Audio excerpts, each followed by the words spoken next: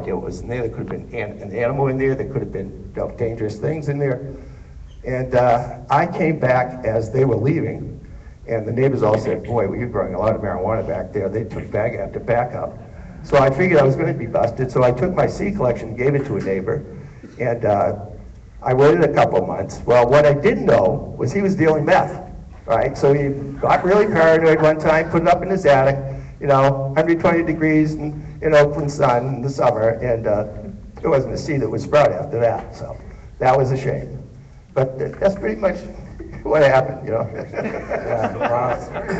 Yeah, that's, we're talking about a book that really did change the world right there. I just wanted to say that I'm really glad that Mel did go to school and get a degree, because I don't have a degree, but part of the reason that the words that he just said about the trichome, I have passed on to thousands and thousands of people. People ask me, what's one of the most common things, when do you harvest? And those are some of the words, so I just wanted to thank you personally. And let him, it's just the chain of information. It just keeps going on and on. The other thing I just really quick just wanted to say is back about, the whole concentrate, this isn't the dad panel, hash thing. And I like to think of it kind of just the same way we think about food. And we're all trying to make sure that we eat whole foods, foods that aren't processed and stripped away of some of their natural components. Well, that's the way I like to think of cannabis. And dry sieve is the best way to make hash on earth, because all you're doing is concentrating the most potent part of the cannabis plant and removing it so that you don't have to smoke and or vaporize or carry around the leaf and the stem and the other matter, which is also good medicine and very, very useful. So just my own 2 cents about dry sieve hash and versus concentrating or making a product that is stripped away of some of the natural components that may help your body fully utilize all the cannabinoids. Yeah, I'm with Kyle. It's about the hash, and I'm fortunate enough to know Robert Connell Clark very well, and David Watson, and these guys, these 3 people that I'm talking, and Mel Frank. These are like the forefathers of hash in my eyes. When we pioneers, I mean, like, these guys are the people that inspire us to create hash plants, hash strains that produce great tasting flavors and phenomenal yields of hash. With dry sift, when we talk about dry sift, the dry sift return it's about quality, not quantity. You're getting 1% of what you start with, maybe even less. When you use bubble bags, pollinator bags, ice water extraction, you're going to gain a lot more percentage, but you're also going to have more contaminants also in there, and less terpenes. With dry sift, you get everything. It tastes better. It melts. Sometimes when you produce dry sift and you're getting this 1%, less than 1% return, you might get one hit after you're done cleaning your pound of flowers to get hash. And it is the most tastiest, most bubbliest. It's like smoking oil. It's like smoking BHO. It is better, but it's way better, and you can taste better. And it goes back to the terpene thing. And you guys, I tried answering, but the stories come out of him, and it's just a miracle. The terpene aspect, I've been fortunate enough, like Mel said, to do some terpene research, and it's really about the terpenes, people. I mean, you talk about 29%, it's just awesome, and you talk about CBDs, but you don't talk about the terpenes. And what I can tell you for a fact is you can smoke 100% pure THC and not be thrilled. You can add a single terpene to that thing, and then you're running around the room. You can add another single terpene, and you can be sitting down, couch locked.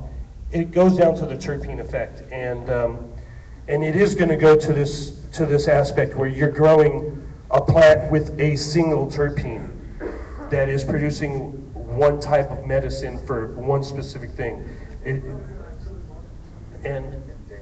And yes, and our friend Dave Watson, who also licensed out his, I don't know if you've ever heard of GW Pharmaceutical, but they are probably the leading cannabis medicinal pharmaceutical company in the world. And they do a product called Sativix. The product is based on a skunk variety, licensed out by Dave Watson. I mean, these guys are pioneers, and I can't show enough respect to these guys because, like, you know, DJ Short, like, you know, I don't know, it's, you know, for me, it's about, these guys are legends, and I bow to all you all. DJ. Give thanks. Cool. In my opinion, in terms of hash and dry sieve, my hypothesis is that the glandular stalk trichome, the one encased in a membrane, was bred for hashish production outside of the tropics. Now, in the tropics, and the only exception is Nepal, but Nepal has the elevation, it's hand rubbing. And that's my preference, is the sativa hand rub. And in my observations, like back in the day when we looked with a microscope at the sativa, they didn't have nearly as many trichome. They had many, many hairs, cystolithic hairs that secreted oils directly onto the surface of the plant.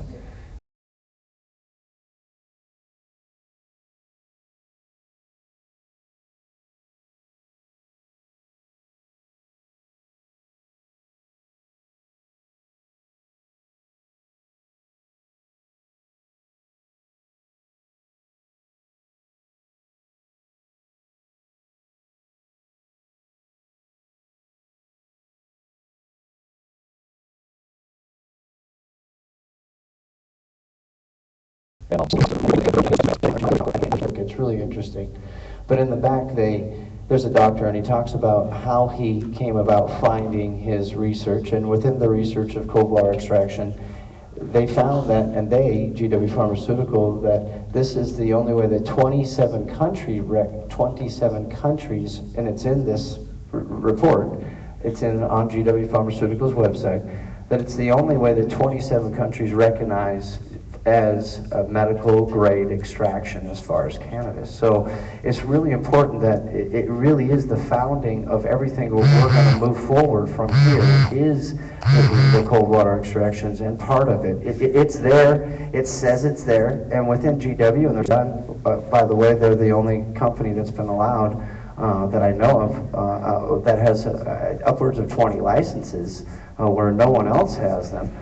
So again, watch what it is and watch what happens. Again, there's no conspiracy or anything here. I'm just saying the facts, but please go look and just general information for people so you understand what's really happening out there, because things are they're going to change, you know, and there's no sense to throw too much in, but they will change, you guys. They will change. But based on what Brett's saying is, so I co-wrote with Mel Frank the very first water extraction article in the year 2000, I believe, before the bubble bags were produced, before any of those products were on the market. And I didn't even use ice. I used a titanium chiller to drop in for large scale and things like that. And the basis of that information came from Neville, who gave it to Rosenthal, who got it from Sadhu Sam, who is David Watson. So David Watson is the backbone of all this stuff. And the genetics too. And the genetics as well. And so once I figured out how to scale it up, I didn't want to just do a little article. I did, you know, taught him how to make a little bit in a 1 gallon jar for the basic home person. But as the zenith of large scale production was starting, I wanted to teach people, look, here's how we do this large scale. So I called up Mel and I was like, you gotta come see this. And he came up and he drove all the way to Northern California from Southern California to watch me start putting water on marijuana, and he looked at me like, you fucking lost it now, dude. And I was like, hold on, I'll show you. But there was a moment there where he gave me that look like, what the hell are you doing? Which ended up and he put it in, very nicely put it in the second revised edition of Rob Clark's book, Hashish. So very, very proud the circle keeps going, and this is where we got. Yeah, well, I gotta say I have probably 5 or 6 editions of that book. Many of them falling apart, dog-eared, and like covered in nutrient burn. It really comes down to resin, the trichome, the THC, the cannabis beauty ball. You know, It's an essential oil that's inside the trichome, as with any other. But we can't You know, I think our friend Dave Watson said it best. Weed is the messenger and hash is the message. So you can't shoot the messenger. You always need him to bring you the flowers so you can extract the resin off those flowers. So another thing that we learned from good old Dave. One more thing about Dave is that Dave actually brought Haze, Skunk Number One, and Hindu Kush, and 2 from me, which was Afghani 1 and Durban Poison. And those 5 were the basis for all the genetics in Amsterdam for quite a while until they started bringing other things. But probably about 70–80% of all the varieties out there have some genes from those plants.